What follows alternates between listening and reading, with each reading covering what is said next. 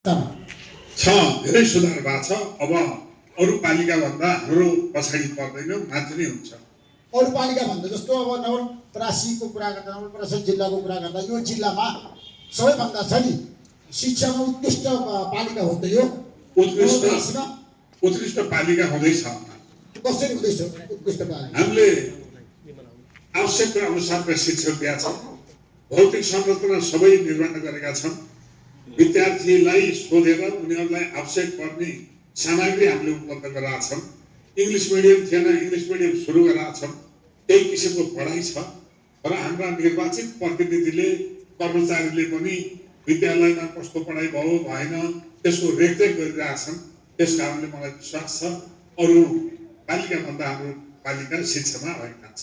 हामीले शिक्षामा निःशुल्क पढाउन सकेका छौँ विद्यार्थीहरूलाई।